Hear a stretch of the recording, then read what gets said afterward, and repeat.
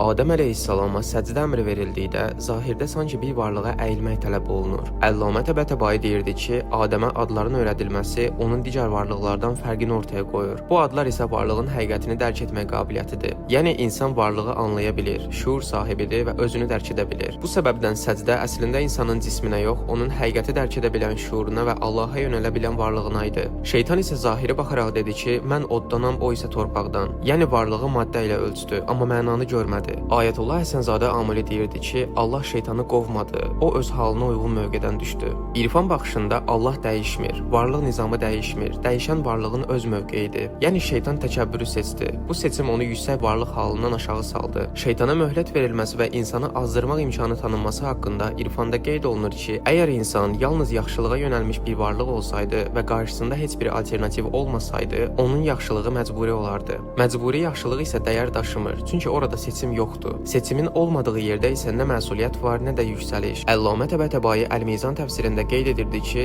şeytan müstəqil qüvvə deyil, sadəcə itaətsizliyin nəticəsində yaranan yön dəyişməsidir. O varlığın içində baş verən təkəbbür və uzaqlaşma halının adıdır. Şeytanın şərrə başçılıq etməsi anlayışını İrfan alimləri literal qəbul etmir. Şeytan insana yol göstərmir, sadəcə insanda olan meyli oyadır. Əllamə Təbətəbai yazırdı ki, varlıqda Allahın qarşısında duran heç bir müstəqil iradə yoxdur. Yəni Allahla yaradılan arasında rəqabət olmaz. Çünki yaradılan öz-özünə güc deyil. Dini narrativlərin tənqidi fəlsəfəsində deyilir ki, biz hadisəni yalnız bir tərəfdən, Tanrıdan dinləmişik. Bəlkə şeytan başqa cür izah edərdi. Amma diqqətlə baxanda görürük ki, şeytanın mövqeyi gizli deyil. O özü açıq şəkildə təkəbbürünü, üstünlük iddiasını və azdırmaq niyyətini bildirir. Məsələ məlumat çatışmazlığı deyil, insanın hansı tərəfə meyl etməsidir. İnsan bəzən həqiqəti qəbul etmək istəməyəndə başqa versiya axtarmağa başlayır. Yəni insan şeytanla mübarizə aparmaq üçün yox, seçim etmək üçün yaradılıb. Çünki insanı ucaldan onun qarşısındakı yolun asanlığı deyil, o yolu hansı şuurla seçməsidir. Əllamə Qazi yazırdı ki, şər varlıq deyil, nurdan uzaq düşmənin adıdır.